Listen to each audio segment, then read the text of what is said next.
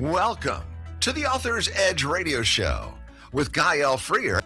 Each week on their show, they help authors create books that transform our lives and imaginations.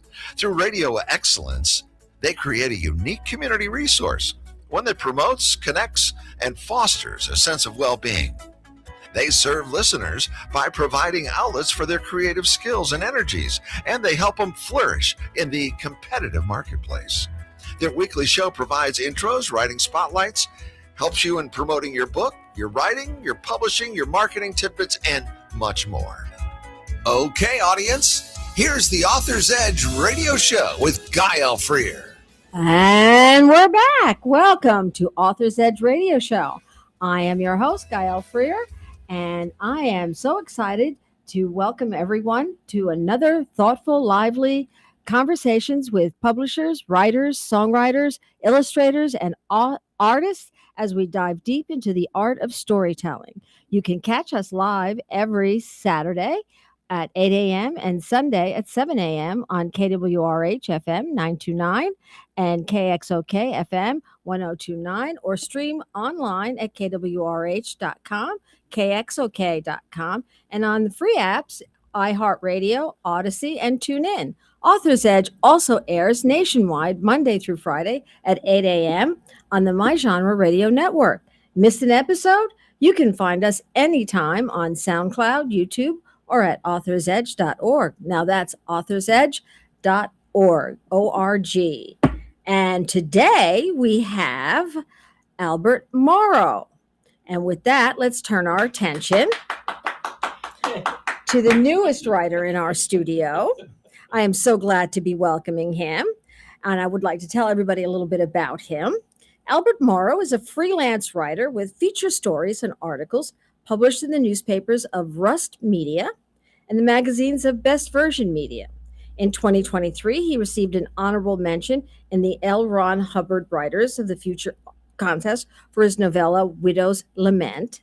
His stories, The Cursed Cabin of Cat's Holler and Miswritings in the Dark, have won awards at the White County Creative Writers Conferences in Searcy, Arkansas. In 2025, his story At Trails End Revelation earned as honorable mention in the 94th Annual Writers Digest Story Competition. That same year marked the debut of his paranormal Western hero, Dix DeRoos, which I want to know more about that name. It's a pretty interesting sounding name. Yeah. A Marine Corps veteran, my brother was a Marine, and a substitute teacher, Albert lives in a historic Missouri River town with 4 rescue cats who don't get along, which I also want to know about. News about his writings and samples of his work can be found at albertmorrow.com. So, Albert, thank you so much for joining us today. I'm really glad you're here. Let's rewind a little and talk about how this all began. So, how long have you been writing? Well, I've actually been writing for over 27 years. Oh, my goodness. Well, I always wanted to write. It was always my dream. And even as a kid, I wanted to write. Mm-hmm. But I was fearful that sort of those voices in your head that tell you you'll never be good at this, you can never do it. Mm-hmm. So I would read about writing and sort of plan and not really write until I turned 30. And I thought, I'm going to write. So I did, and I started writing. I have never stopped. I write every day, but a lot of us writers, we write in seclusion, and I did. I didn't know other writers. I didn't know anyone. So I would write, I would finish a book, I would put it in the back of my laptop and start another. So I just did this in secret for a long time, until I started meeting other writers. Yes, almost no one knew I was a writer. A closet writer, so to speak. Yeah, kind of. Yes, I came out of the closet as a writer a couple of years ago and started meeting other writers. I love it. Mm-hmm. Wow. So when did writing stop being optional? Well,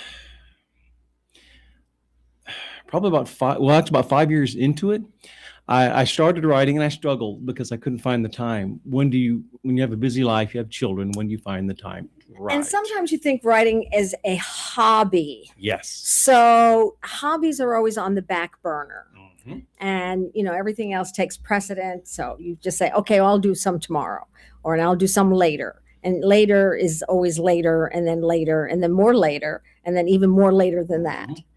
So Yes, I couldn't seem to make the time. So I started taking the time that I would spend my time. If I spent 2 hours at night watching TV, I was like, why can't I just use this for my writing? And the more I wrote, the more I loved it. And at first I had to wedge it into my time. When you have children, you don't have any time. I would get up early, and I started writing very early at like 5 o'clock in the morning. I'd get up early for work, write for an hour, get ready and go to work. Well, pretty soon that became a part of me. That hour in the morning, if I didn't have that, I didn't feel right for the rest of my day. see, now my problem would be I would start, if I were doing that, I would start to write, and then I wouldn't want to stop. So then I wouldn't want to go to work. Yes. Oh, yeah. I've never been late for work, but I've been close. to Yes. it. That would be like, once you got started on something, it's what happens with me when I'm doing my radio show. I get so involved in what I'm typing or what I'm creating, and I'm like, well, I don't want to go fix dinner now. He can go fix his own dinner. I'm like, I'm not interested in doing that, or doing the laundry. I'm in the middle of this. So yeah, it's hard. It's really hard to stop. Yes, I call it a writing coma, because Teresa can tell you I will lose track of time, and I will send her a message. Oh, sorry, writing coma, because I realize I don't have to go to work right That's now. what I could do. I could just say radio coma. There you go. Oh yeah. Yep. Oh, I got it now. Yeah, there's times you can't. You have to continue. Oh, that sounds like a plan. So, Marine, teacher, storyteller. Which identity surprised you most? Teacher. Yeah, really. That was not in the plan at all. I kind of stumbled into that, although I had been an instructor in the Marine Corps. I had been an equipment instructor in the Marine Corps, and after I got out of the Corps, How long were you in the Marine Corps? I was in the Marine Corps 4 years. Okay. I got out, had a family, didn't write through most of my daughter's early part of her life, and then I didn't get into teaching until the pandemic. And like a lot of people, I suddenly was non-essential personnel, and I didn't have a job. I didn't know what to do. And Teresa, who had retired from teaching for 33 years, said, you should do substituting. I'm like, yeah, like they need a substitute that often. Turns out they did. Yes, they do. And I got hired as a full-time substitute. I worked full-time. Right now, I am the world history teacher for my high school. So as much as I love history, I have a lot of history in my books. I never saw that coming. I never saw teaching a class coming at all. I've taught for 39 years. Taught English for 39 years. Wow. And and I retired during the pandemic. Oh. So you came in and I went out. That was perfect timing for me. Well, my degree is in English. Yes. Wow. Okay. What was your first story inspiration or procrastination? I'm sorry? Or procrastination? What was my first? Procrastination. Ooh. Inspiration or procrastination? Well, far as I'm a procrastinator with everything but my writing. I tend to put everything off. Now I put things off because I want to write. Uh-huh. And at first I didn't have any inspirations. I just wrote everything. I had the good fortune to read Ray Bradbury's book, Zen and the Art of Writing. Oh, I love that. Yes. And Ray Bradbury said, don't look for inspiration, write. And so I would write. And a lot of it was not good, but it didn't matter. I was learning the craft. Mm-hmm. So now, although I don't wait for inspiration, I'm always kind of prepared because I have a notebook and pen with me at all times. Because you never know when something's going to come out and you don't want to waste it. That perfect thought, that perfect sentence is going to come right. Yes, yes. What was it? Wasn't it Hemingway? The one perfect sentence. Well, that's the way he said I would start my story. Once I find that one perfect sentence, then he would off and running. Right. You know. Yes, so to that one speak. perfect sentence. So that's what you need. Hmm. Did the Marine Corps teach you anything about reading or writing, rather? The Marine Corps called me to observe, to be more observant. So, and it allowed me a lot of experiences I wouldn't have had anywhere that helped with my writing. I don't know. Other than that, Marines were not known for reading and writing. I mean, But yeah. like the structure of being a Oh, Marine. yeah, 100%. Yes, that definitely. Because as far as writing, the writing process, I am very structured. And the discipline. Yes. Oh, yeah. Yeah. So I guess in that regard, and that's such a part of me, I don't consider that. Right. I would, But you yes. know, being able to see getting up at 5 o'clock in the morning would never happen in my lifetime. Yeah, no. But for you, getting up at 5 o'clock seems to be something easy for you to do. Yeah, I get up at 5. I'm at my writing desk by 5:30. Yeah. So, Get at least you a know, good that hour in. structure. Yes. Okay. In that regard, yes. And that's such a part and parcel of who I am that I forget that. I forget to everybody else that's a Marine Corps part. Yeah. Yeah. Now you live in a historic town you had mentioned in your bio, right? I live in a small river town off Current River, Doniphan, Missouri. I grew up there. I left when I joined the Marine Corps, and then when I went to college and had a family, I left. And I came back in the last few years. That is where I live now. It's just a nice little town right on the river. Town. Yes, Yes. lovely. Yes. Absolutely lovely. Yeah. And how does that influence your writing? It in some ways puts me in contact with the past a lot. Mm-hmm. We have a nice little museum downtown, the Current River Heritage Museum. And we have a heritage park that actually has a blacksmith shop that is the old-fashioned blacksmith. Oh, wow. Yes, with coal fires and everything. That is good research. For instance, I know now what a blacksmith shop in the era that I write smells like, because that coal is a distinctive smell. Who knew? Well, Yeah. Right. people that Right. do this for a living. So yes, I have been down there. I've got a good friend of mine who's a blacksmith. And so yes, it allowed me to sort of absorb those sounds and the smells. Mhm. Very nice. So you write some of your stories have got a little bit of a paranormal aspect to it. Yes, they do. I've always been drawn to things that are a little more paranormal, a little unusual. So were you the kid that told the ghost stories, or were you the kid that liked the ghost stories? I was the quiet kid that collected ghost stories and read them. I was always kind of on the background because I was watching. Even though, like I said, I always wanted to be a writer and I knew you needed to know things. Uh-huh. So I would be in the background watching people, learning things, trying to figure out ways of portraying reality without really participating in it. Okay. Now, I'm going to do that radio identifier Okay. real quick. You're listening to the Author's Edge radio show on KXOK 1029 FM and KWRH 929 FM in a conversation with Albert Morrow about his paranormal Western, High Plains Haunting, and the Strange Frontier, where history and the supernatural collide. Wow. I like that one. Let's hear about the collision. Let's hear about the collision. So, Albert, now that the journey began, let's go into something that really defines your work, the atmosphere, the darker edges of your stories. What makes something unsettling instead of just scary? Ooh, well, okay.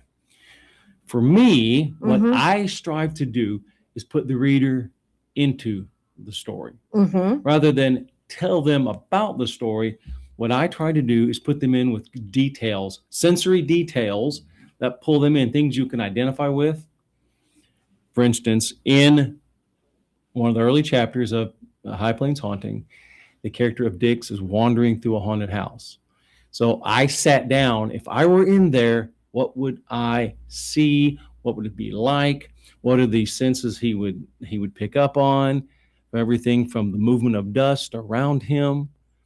I wanted to draw readers in so that they are part of that story. I'm not telling them Dix did this. What I'm showing them is the world of Dix, world around Dix, and maybe draw them in.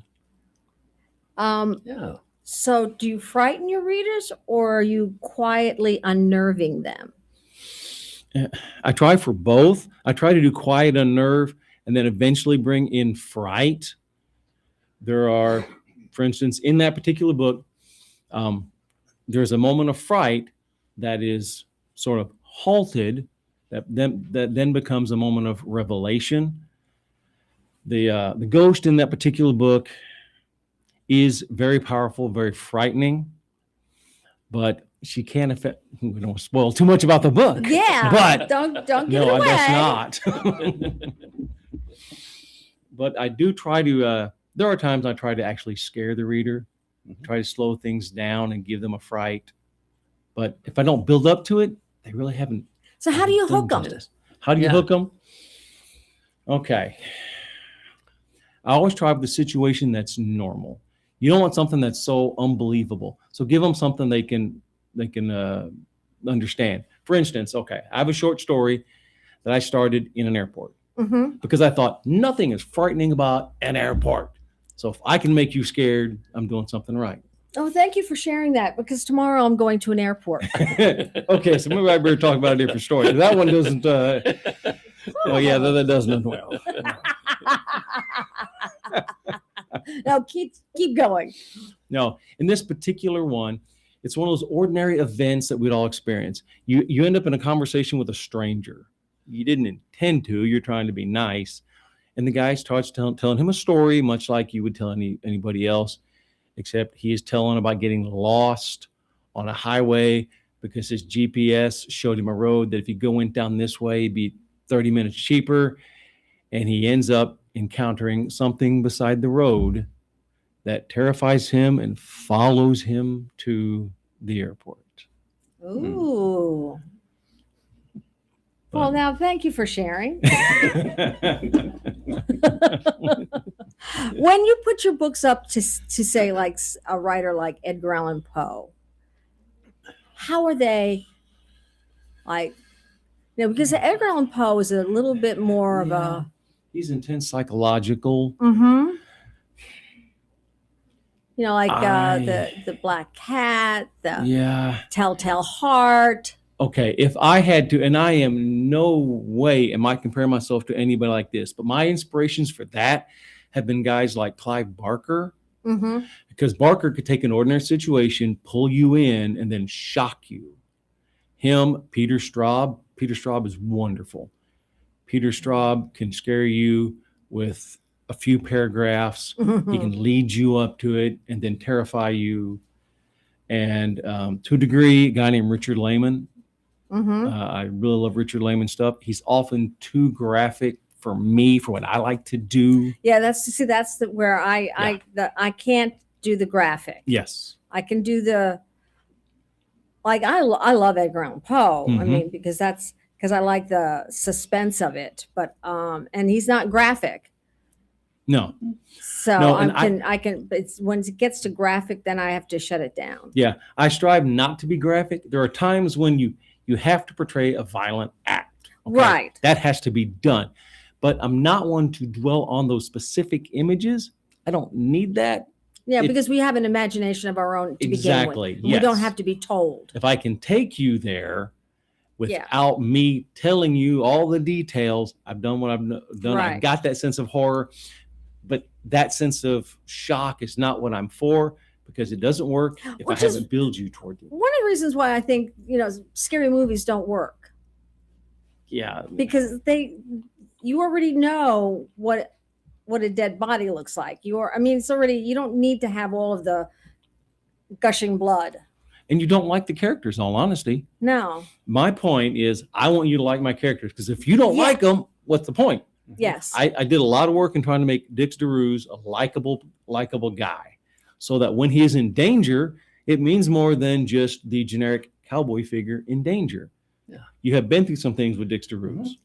So by the time you get there and he is in danger, you're vested. And if you are, I did my job as a writer. So what books do you read?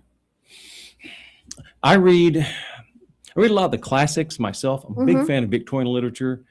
I love Charles Dickens, my favorite Mhm. writer, Elizabeth Gaskell, um, Jane Austen, and I do read westerns. I mean, I'm known as a weird western writer, but I'm very picky about them, and I don't mean that in a bad way. No. The western is a wide Oh yeah. tableau Wide, to yeah. pull from. I like a guy named Elmer Kelton. Elmer Kelton's westerns are history lessons at the same time. He pulls you into them. When you're in his westerns, you feel like you learn something about Texas. He writes primarily in Texas. Love that. So I was inspired by that. I try that. So I read a lot of historical nonfiction in order to get those details right. Mhm. I haven't walked in those historic places. I haven't been in a saloon fight. I haven't, been on a cattle drive. But I have a whole bookshelf of nonfiction books that allow me to put those in my head, think about them, go there in my mind, so that when I type, I can let the reader know what it's like. Well, my mother used to read a lot of Western books. Mhm. Nothing profound, but a lot of Louis L'Amour and Zane Grey. I mean, we when we were cleaning out my mother's house after she passed away, we had all these paperback little Zane Grey paperbacks that we were trying to give away and pass around. Oh you yeah, know? I love Louis L'Amour. Love Oh, Zane yeah. Grey. I got a good compliment from a reader from one of my writing groups. She read one of my pieces and she said, "Yours is not a barbershop Western." I was like, "What?" She said, "Yours are Westerns you want to get into, not something you pick up to read real quick while you're waiting somewhere." I was like, "Well, thank you, because that's my Your hope. goal." Yeah. Yes. You want to spend time Mhm. with it. Yeah. Yes. Yes, yeah. Do you ever surprise yourself while you're writing? Oh yeah. Yeah. Kind of a little bit what we said earlier when I mentioned that I'm very much a organized writer. Mhm. I'm actually, the next book I'm writing, there was a surprise myself moment in it. I plot, I plan, I have character sketches, I have maps and everything, and everyone thinks you're a plotter. It all has to go along according to that, because no, your characters, your situations will begin to develop, and they will veer off of your plan. And in the book I've got coming up next year, coming out actually this year, I had a main character. She was supposed to, her part was completed, slide out until the epilogue be done. As I was writing, I realized, oh no, that's not what's going to happen. She is telling me this is my end, not what you have written. I didn't like it, honestly, but it made more sense in the stories that developed. So yeah, I had to write the ending for that character. I won't mention her name because she told me this is how my part of the story is going to end. Right. Yes. Sometimes the characters tell us what to do. Yes. Good characters do. Yeah. Mm-hmm. Yeah. Yep. Yep. That struggle with destiny feels definitely deeply human. So let's talk a little bit how your life shapes your fiction. Okay. Okay. So how did the Marine Corps shape your storytelling? Well, okay. Here is a big thing a lot of people may not realize about the Marine Corps. The Marine Corps is still one of the pathways to American citizenship, and we're a huge nation. You encounter people from all over the world. You encounter people of different states that speak differently. So what that exposes you to is many different viewpoints and a lot of friends who you would never have known before. Marine Corps is extremely multicultural. And that really reflected, it's actually, my main character is a direct reflection of that, because Dix DeRuse is an amalgam of me and my Marine Corps buddies. As we were young men, we meant well. We weren't all that bright. We were easily distracted. I mean, we knew nothing in the world. We weren't very wise. I should say that, put it that way. We weren't very wise, and that is Dix. There are aspects of him he has a his accent would be very Texan, although he grew up in Louisiana, hence the name DeRuse. Right. He has some Navajo blood in him, but he knows nothing about his heritage. He's a mix of a bunch of us young jarheads who are stumbling around, having a lot of fun, and enjoying the world. All right, we're going to go to a commercial break. Before we head to that break, we chatted about fear and folklore and why some stories refuse to stay buried. When we return, we'll talk about what happens when the world starts paying attention. Artists, authors, creative entrepreneurs want your book or project in front of a literary audience that's already listening? The Author's Edge radio show is welcoming new advertisers across KXOK 1029 FM, KWRH 929 FM, plus nationwide on My Genre Radio. Our listeners are readers, they're writers, they care about stories. Ready to reach them? Call 573-714-1352.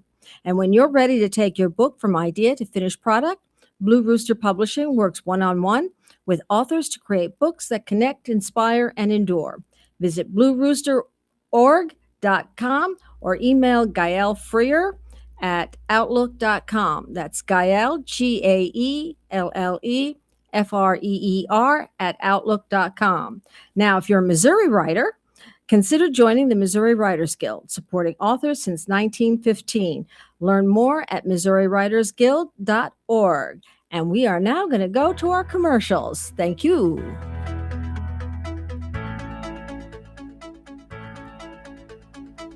El Potro Restaurant and Market, located at 6920 Manchester Avenue, 1 block east of McCausland, offers the finest variety of Mexican and Central American groceries and goods.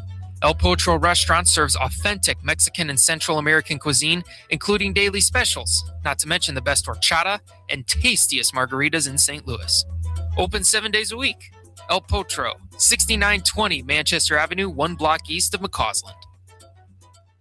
Jewels on Hampton in St. Louis Hills is paying some of the highest prices on gold, silver, diamonds, semi-precious colored stones, coins, flatware, and fine watches on site. Jewels on Hampton is a premier jeweler featuring Alvanza's jewel art designs with an exquisite selection of diamonds, semi-precious stone jewelry, and vintage watches. Their expert design team can restyle your jewelry to today's contemporary style. They also do jewelry and watch repair. Need extra cash? Jewels on Hampton is paying some of the highest prices on gold, silver, diamonds, semi-precious colored stones, coins, flatware, and fine watches. Bring in your collectibles and clocks, sports memorabilia, and figurines too. Jewels on Hampton, 4506 Hampton, just 3 blocks south of Chippewa. Call them at 314-752-5000. 314-752-5000. Jewels on Hampton. We're back, and we're talking to Albert Morrow about his book, and the book is High Plains Haunting and Other Tales of the Paranormal West. Okay, now you gave me a quote from that, and it's really a good quote. Dix, let me read it. Dix didn't want to be a shaman and hadn't. Listening when his grandmother tried to teach him to use his supernatural abilities. He ignored her and left him to work ranches and live the wildlife. All that changed in McSally, Kansas, when his particular talents were needed, and he had no idea how to use them. The whole affair had ended badly. Which badly is an understatement. Why was it important that Dix reject his calling? Well, okay. He was like a lot of us young men. Mm-hmm. And we wanted to do our own thing. In this case, Dix DeRuse has a grandmother who's Navajo. He inherited a lot of her looks as well as her shamanistic abilities. But he didn't want any part of that. He wanted to ride horses and have fun, So when grandma tried to teach him, tried to say, Dix, this is your destiny. You need to do this. He did. He ignored her. He left home. He didn't listen to grandma. And in McSally, Kansas, which is the first time you encounter Dix in this, He gets lost, ends up in a haunted house, and meets a ghost that has been in his house so long she can't remember her past, but she needs help finding her murderer. Dix realizes I can help her, but Dix never listened to his grandma, so he doesn't know how to help her. And it kind of goes, it doesn't go well because he has like all of us young men, he has all the desire, none of the knowledge to do anything right. Okay. So what does his grandmother's represent behind the backstory? Well, not to be too personal to anyone, but there were some of us who were from different cultures, and they didn't know their own cultures because they had been part of mainstreamed. They had been mainstream. Thank you. That's a good word. Mainstream, and they didn't know their past. They didn't know their cultures. That was fading away. In this case, that's really what that represents. Yes. Yeah. Okay. Is Miss Sally about destiny or about consequences? Ooh, little both. It's the consequences of denying your destiny. Oh. Yes, because this is what he should have done. He should have listened to grandmother. He should have taken over her job. He did not. The consequences are, okay, bit of a spoiler, but things go bad in this book. And he has to realize, if I'm going to do this, if I'm going to do my destiny, I now have to do better at this. So the latter part of the book is his attempts, now that grandma has passed away, to figure out on the run and devote himself to solving the problems that are popping up in the West in the supernatural area. So he doesn't really learn from his grandma. No, not much. Throughout the course of the book, you will find he will sort of remember some of the lessons she taught them. And grandma is always a character in the book because he will try to remember, what did grandma tell me about that? I'm sure she did, And so, she is a constant character. And there are times when he will talk to his grandmother in his head. But Is being unprepared part of becoming who we are? Oh, 100%. I walked in here unprepared. I have no idea what I was going to do. We're doing okay. I think we're doing great. What does failure teach him about success that success can't teach him? Oh, okay. Oh, well, the importance of the job. His job in the course of this book and the series, this is the first book in the series. Oh, okay. Yes. His job is to find people out there in the West who have these problems that are supernatural related. He has to find them and help them. So failure taught him the consequences of not helping them by just ignoring them, by going off and being himself. Well, now he learned, people died and things didn't go out well because of his decisions. So my responsibility is to help them. So he learned that. He learned to take on the burden of who he is. How did you come up with the name of Dix DeRoos? Okay. Back to It the almost military. sounds French. Back to the Marine Corps. Yeah. That's from the Marine Corps, from knowing a lot of different people. One of the characters one of the character inspirations for this was from Louisiana, Texas border, which is where Dix is from. Okay. Whenever I wanted to name this character, I didn't want to choose a name that was in any way associated with anyone I knew. I did some research and found the name DeRoos. That's how I pronounced it then, DeRoos, and thought, okay, I kind of like that. I just knew in my head his nickname is Dix. That's a nickname. No one knows his actual name has not been revealed. Maybe I'll hint at it in the second book. But so I had this name. I liked the alliteration, Dix DeRoos, but I didn't actually know all the history of it. And early stories, I've been writing this character for almost 10 years. Early stories, I spelled it differently than when I did later. We caught that in editing for this one, and I thought, I need to get some good historical information. I have a friend of mine who lives in Paris. He's from our small town. He moved to Paris. He lives over there. And so I got a hold of him. I said, Chris, what is the best historical name? How should this name be spelled? With his research and his experience with the French language, he said, for one, you're pronouncing it wrong. and you're spelling it wrong. He said, this is how you should spell it, which is how it appears in the book. And he said, for the historical period, it would be pronounced DeRuse with a Z. DeRuse, yes. Modern people, the name exists, call it DeRuse. However, his time period, it would have been DeRuse. DeRuse. So yes, after knowing this character for a long time, I had to get his name right. Well, Dix, D-I-X, is really Dix, which is 10. Ooh. I did not know that. Yeah. Well, Gaia was born in Paris. Oh, okay. Well, yeah. So Dix. Dix. Yeah. DeRuse. Well. Yeah. So, who is Dix when no one's watching? Well, actually, you get a lot of that in this book, any of his adventures, because Dick spends a lot of time alone because he travels a lot. And that's a little historically accurate to the ranch hands, traveling cowboys. They spend a lot of time alone with their horse.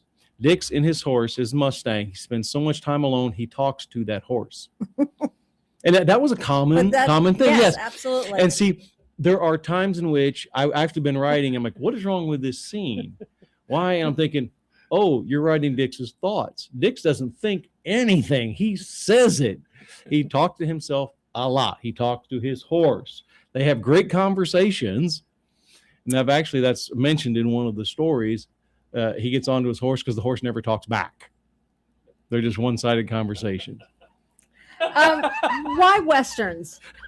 Okay, well, I love the Western tableau. It's beautiful. It's primitive. It is a place for great drama that you can't have anywhere else. You can explore the wild and the unusual there. And as a Western, it's more what's called a weird Western. And a weird Western is a traditional Western story with some supernatural or extraordinary element in it. It could be ghosts, it could be aliens, it could be dinosaurs or steampunk. Think of that movie, Cowboys versus Aliens, that came out a few years ago. Yes. That's Dix. He is a traditional Western character put in the tableau of the West, mixed in with the supernatural. And I like that. It refreshes that genre. It allows me to tell kind of two different stories, because I tell people, well, it's a haunted house story, but it's a Western. And they look at me like, that's weird. I would like to buy a copy of that, though. So it's a new way to tell some of the usual stories. What makes High Plains Haunting fit the genre of the weird Western? Well, because of that. Because Dix is what you call a cowboy character. He's a ranch hand. He's traveling about. And his adventures are all because he's accepted his destiny. Because he's accepted that, he has to encounter things that are unusual in the West. And part of the storyline that gets teased out little by little is that all of a sudden these events, these supernatural events, are popping up in the West. You know, they are ghosts. They are things that fall from the sky. They are unusual monsters. These things are happening for some reason. Dix needs to take care of them. So how did you come up with the idea of combining the Western with the ghosts? I mean, what made you? Well, because I was that kid that liked to stay in the background and listen to ghost stories. You know? Okay. And, fair enough. You know, yeah, I love both of those. Both those things made a lot of sense. The Western and the ghost stories both drew me. I didn't set out to be a weird Western writer. The character of Dix DeRuse came to me one day, and I was like, oh my gosh, that's a great way to do this. And I was also, because I'm always trying to experiment as a writer, I had learned H.P. Lovecraft had a formula that he used. In that formula, he takes a mystery, he takes it, blocks it out to bullet points, and then establishes what do I want, which of the bullet points do I want the character to know, and in what order. So I was like, oh, I want to try this formula. And I applied it to the ghost mystery. And I thought, I have a cowboy character in my head. So the cowboy character wandering around, having the usual cowboy adventures. You know, he's working the ranch. He's getting into a fight in the streets. all the while he's getting the little bits and pieces of this ghost story. Okay. Does Dix arrive fully formed, or does he grow into himself? Oh, he grows a lot. Now you said this is not the first time you've written him. You've written him before into other. Yes, this character, I wrote him several years ago as escapist fiction for me, because back then I wasn't going to publish anything. I was just writing. I loved these stories, and they were experiments. I created the first story in this was High Plains Haunting. Mm-hmm. I wrote that, and then once I finished it, I put it aside. I started another Dix. I wrote 2 more complete novels, and I was working on the 4th and plotting the 5th, and realized you should probably take a break into something else. So I've been around. He's been around a long time, so he's developed a lot over the years. So even though I'm just introducing him to the world, he's been my friend for a while. He's been your friend. Yeah. So you're going to be writing another. This is part of a series. Yes, I'm working on the 2nd book in the series now. I've learned so much about writing that I wanted to expand some things out, and the development of the first story into the book changed some aspects. So I am working on the second book, and it develops the story quite a bit more. I'm rough drafting it now. It's gonna be a little while for that one. Okay. But I'm having a lot of fun writing it. Is landscape a character also in its own right? Oh yeah. It has to be. Not just because it's a Western, and we all have great pictures of Westerns. But if I can't show you the story, how are you gonna know? I don't want to tell you what happens, that Dix is walking up a hill at night. I want to show you that. And for as far as part of the story in this one, there is, whenever I was writing this, I picture the house. I described it hopefully well, on top of a plateau overlooking the town of McSally. So in that regard, at all times, and I think I actually mentioned this in the first chapter, the house is perched over the town like a vulture. Oh wow! Yes, it's almost like Psycho. the The movie Psycho? Yes. Wow. Who's the audience for this book? Okay. That's an interesting question. When I wrote the first Dix stuff, I wrote it figuring at guys between 20 to 30s that would like Westerns, like this weird, unusual thing, a new sort of blend. But then when I entered the beta reading phase, I actually had a lot of women beta read it. Women of different ages, anywhere from 25 to on up. And I didn't think they would like the character. I was concerned because I thought this is a very male character. He's a young man stumbling out, getting in trouble. I thought they're probably not going to like it. They liked it. And I have actually sold quite a few books to women. I've managed to sell a Western to a lot of women. They buy it at my first book signing. I sold to Is he people. cute? Yeah. I mean, well, he does show his grandma's Navajo skin complexion, so yeah, he is that. I mean, yeah. Yeah. He's cute. All good heroes have to be cute. So yeah, he's a good looking guy. Does he have a love interest? Okay. That, yes, in the book, I don't want to spoil too much, because the way Dix's life is set, he can't stay in one place. But towards the end of the book, there is a romance angle. Ooh. There is indeed.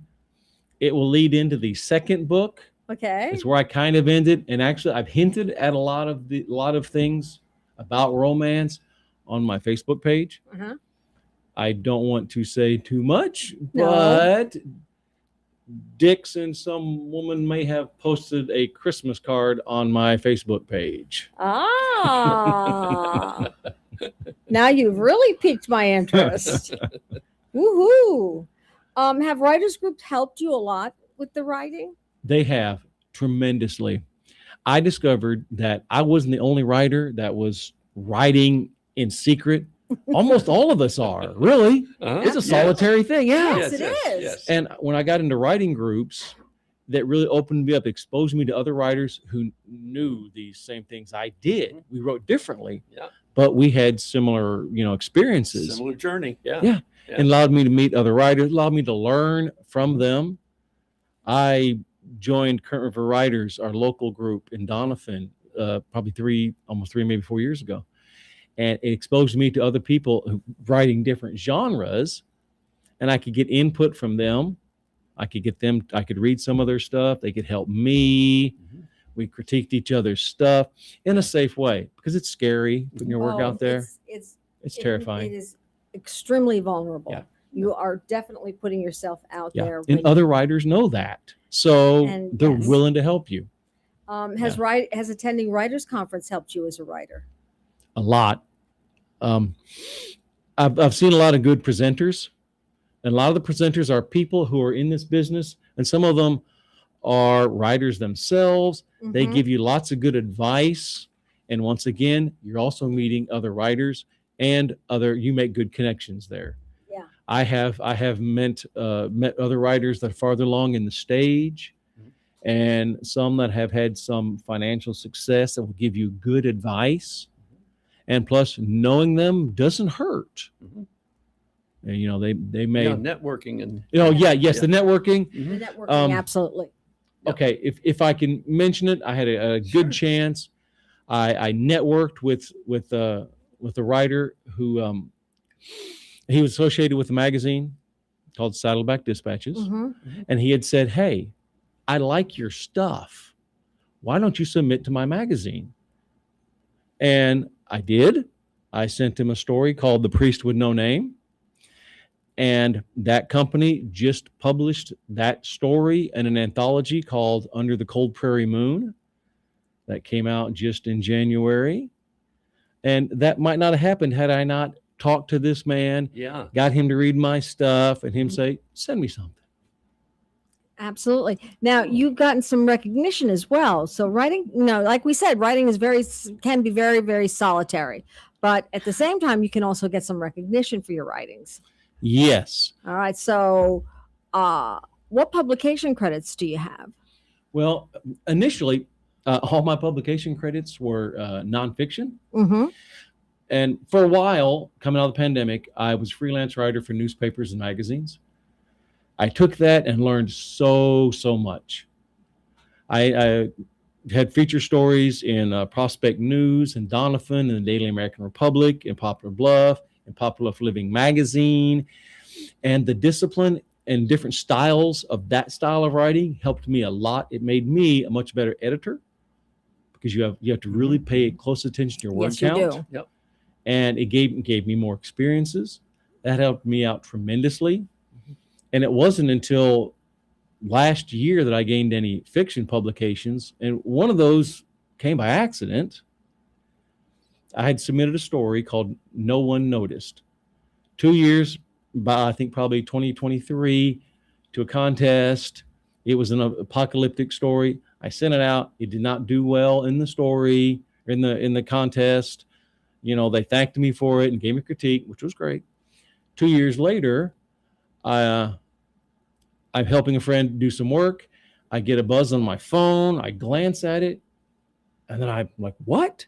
It was from an editor who had read that story and said, "Hey, I would like to print in a magazine I've got coming up, a magazine called Eldridge Science. Can I use your story?" I'm like, "Yes." I stopped work and sent that in. That was before I published High Plains Haunting. The book was going through the final stages. Oh. So do you use a professional editor? I'm lucky enough that I have several people in my life that edit. I think she's sitting right here. A line editor with 33 years experience. Everything I get goes through Teresa. Yeah. And then I have a friend of mine, a compatriot at work. Her name was Becky. I won't say her last name so no one floods her with work. But she functions as the copy editor. Okay. She goes through my stuff quite a bit. And even then, before publication, after all my beta readers have read it, even then, it's going to go through another round of proofing, and I will pay for that. What that book, before it went into publication, it'd been through all of that. So are you paid for. traditionally published, or are you No, I'm an independent. independent publisher? Yes, I used a company named Book Baby. Okay. Yes, but one of their services is they will edit, and I paid for that, and they caught some good stuff that no one had noticed. And did they also do your cover? Yes, they did that cover. Cool. I love that cover.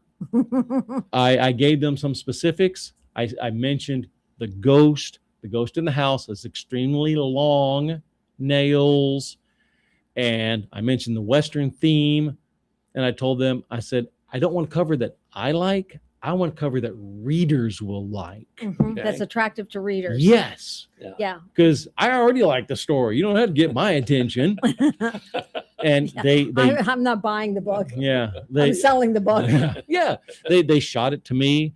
I showed it to a lot of different people of different age ranges, and I realized, it's testing well amongst some of the young people that might have been my audience. It caught their attention, and I approved that one, and I love that cover. What awards have you won? I have won several. Actually, I'm lucky enough to have done that. I didn't enter any contests at all until I started joining a writers group. And then I jumped in whole hog, and I sent out a story that you mentioned earlier, Widow's Lament, to an L. Ron Hubbard. That's a pretty big deal, Writer of the Future. Oh, yeah. Why I jumped in immediately, and was surprised it got an honorable mention, and love that. I've since entered one of the things of the writing conferences is there are a lot of contests involved. Yes. Those are always good for a writer. They help you tighten Yes, up they your do. writing. I managed to get I won some awards. One of the stories in there, Cursed Cabin of Cat's Holler, won me an award with White County Creative Writers. I have recently won, let's see. Okay. Writer's Digest. I had sent them a Dix DeRue story that's come from the second book. Mm-hmm. I had okay, I'm going to take the chance. I sent it to them, sent it out, and fire and forget. I try not to worry about the contests. Yeah. And so I sent it out, and I am, one day I get a buzz on my phone. I look at it, I see Writer's Digest, and my mind goes, yep, rejection. I'm putting it away, and it says, congratulations. What? I pull it out? Well, hey. I had entered Dix in a genre contest that was internationally held. He got an honorable mention in Writer's Digest. Wonderful. That's wonderful. That comes with a graphic that I'm allowed to put on my website. Wonderful. So, yes. That's wonderful. What sparked Willow's Lament? That is an interesting question, because that's a story it's in the weird Western genre, but it's because I like to take things and flip them on their head. Mm-hmm. And it is kind of the traditional Western story of the hero who's going to save everybody, a reluctant hero that's going to save everybody, who's an outlaw, the widow who is lost in the West on a stagecoach that happens to be being attacked and stalked by an evil sorcerer with some zombies. Oh yes, and the big flip, the hero is a woman. The widow is a woman. So my idea was you have two people that in an Old West setting, they have a secret part of themselves that only the other recognizes. Ah. So I wanted that idea of the traditional, but they have a little offset. yes. A Yes. little I love to do things offset. like that. Oh, that's kind of cool. I like that. Thank you. All right. You're listening to Author's Edge Radio Show, KXOK 1029 FM and KWRH 929 FM. And we're talking to Albert Morrow about his paranormal Western, High Plains Haunting, and the Strange Frontier, where history and the uncanny meet. And Albert, all right, you talked a little bit earlier about your writing process. So you're not exactly a planner, but you're not exactly a pantser. So everyone thinks that's two different things. You have to have your plotters, those of us that plot everything out, and pantsers, those that fly by their seat. right. I do a lot of plotting. I have diagrams and of chapters. I outline them. My characters have sketches. I have maps. I do all of those things. All the planning goes in, and I have a good idea of what's going to happen. But sometimes when I sit down and I write it, that's when things go differently. So while I have an outline, I don't adhere to it so tightly that it hurts my story. So in that regard, I pants it a little bit. Where do you get stuck? Endings, leaving the reader with the last words. Because I love to catch you. I'm good at that. Editors say you need to catch them in 7 words. Mm-hmm. Okay. But the endings, I struggle with that because I like to end a story when I'm reading it. Mm-hmm. Oh, that's good. Shut the book. So at the very end of a story, that's when I slow down and I stop and I go, oh, what am I going to do? How do I make this? Recently, I had the same situation happen to where I added an epilogue to the book, Gunfighter's Redemption, my book that'll be out this year. The epilogue, I didn't write it for a long time. It's going through the copy editing process, and I finally wrote it. And it went through the editing process once, it needed work, twice, needed work. And finally, on my last epilogue, and this is a post on my Facebook page, my copy editor put some very nice comments that start with, I don't love this last line. And she said, it's too standard. It doesn't fit your word flow. I'm like, oh. So even though that book has been finished for a while, I am still, even now, matter of fact, I actually just gave it to her yesterday. I got a message earlier. She has done with her marks, and she said it's excellent. So I'm very excited to see her tomorrow and see what excellent really means, what I need to change. But yeah, the ending, really, that's the hardest part. So you're working on another book? Yes. Real quick. Yes. My other book is an unrelated Western. It's more traditional, although it is a story about a St. Louis city reporter who travels out west. She knows nothing about the West, but she's a very idealistic young woman.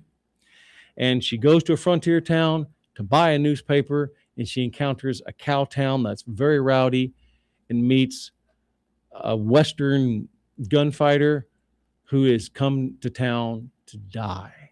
He is tired. He is at the end of his rope. He's in a bad place in his life, and he's come to get his redemption. All right. Well, thank you so much for joining us and for reminding us that the past still whispers, the dark still teaches, and the stories stay with us. That sounds so good, doesn't it? It does. Oh, my goodness. You can learn more about Albert and his work at albertmorrow.com. Thanks for listening to Author's Edge at KXOK 1029 FM and KWRH 929 FM. Catch us on the air each weekend. Stream at KXOK.com and KWRH.com, on iHeartRadio, Odyssey, and TuneIn, and nationwide on My Genre Radio Network. Missed an episode? You can find us anytime at authorsedge.org. Next up on Author's Edge Radio Show, we will welcome J.J. Reddick, author of the medical suspense novels Proscription and Adverse Events, where medicine, morality, and danger collide. I'm Gael Freer from Author's Edge, thanking you for being part of our literary community and for supporting the writers who keep us alive. Until next time, as I was saying, until next time, keep reading, keep writing, keep creating, and I'll see you around the inkwell. Thank you so much for being here. Thank you for having me.